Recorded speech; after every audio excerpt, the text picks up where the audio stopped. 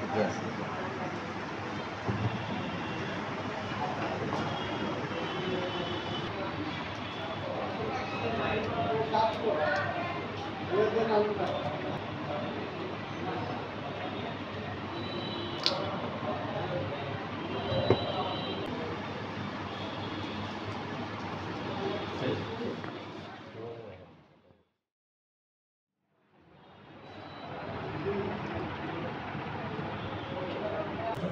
কক্সবাজার থেকে আমি ইয়াবা খেয়ে আনতে আসছি। আসার পথে বনানী আসছি। আসার পরে ডিবি পুলিশ আমাকে হাতে নাতে গ্রেপ্তার করে ধরানোর পরে আমার কাছ থেকে ইয়াবা পায় 150 মতন ইয়াবা পাইছে আমার কাছ থেকে। কতগুলো আছে? আরও প্রায় মনে করেন 400টার ভিতরে আমার 150টা বাড়াইছে, তো বাদ বাকি দিয়ে আমার কাছে আছে। আচ্ছা, আপনি কীভাবে খেয়েছিলেন এগুলো? কলা দিয়ে আমি এগুলা গিলে খাইছিলাম। পোটলা করে? জি, পোটলা করে কলা দিয়ে গিলে খাইছি। এভাবে আপনি কতদিন ধরে আনেন?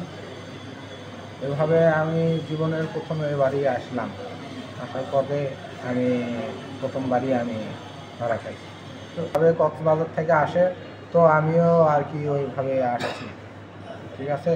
তো আসার পরে আমি শরীরের সেরকম আমার অবস্থান মানে একটু দুর্বলতা ওটা আমার ভিতরে নাই। বাড়ি কোথায়? বাড়ি বগুড়া কিনা, কোন জায়গায়? বগুড়া গাবতলী। গ্রামের নাম? গ্রামের নাম বাইগুনি।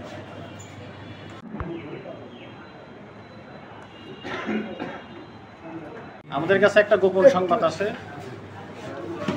যে বনানী থেকে বাসে থেকে নেমে একটা ছেলে ইয়াবা নিয়ে এসে বনানীতে অবস্থান করতেছে। তখন আমরা যাই সেরা যখন বনানীর পাশে যে সমস্ত যাত্রী নাম আছে তাদেরকে খেয়াল করতে তখন আমরা যাকে ধরেই সোহান, তখন এর গতিবিধি আমাদের কিছুটা সন্দেহ হয়।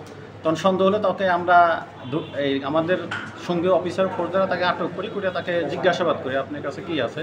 সে যখন একবার করতে এক পর্যায়ে স্বীকার করে যে হ্যাঁ আমার কাছে ইয়াবা আছে, কিন্তু সেটা আমার পেটের ভিতরে। আমি কক্সবাজার থেকে প্যাকেট বানায় খেয়ে কলাতে খেয়ে আসছি, আমার পেটের ভিতরে আছে, আমার পেটের ছাড়া অন্য কোনো জায়গা নেই। তখন তার কথা মতো তখন আমাদের উদ্বোধন করে বিষয়টা অবহিত করি, তখন তাকে নিয়ে আমরা মোহাম্মদ আলী হাসপাতালে যাই।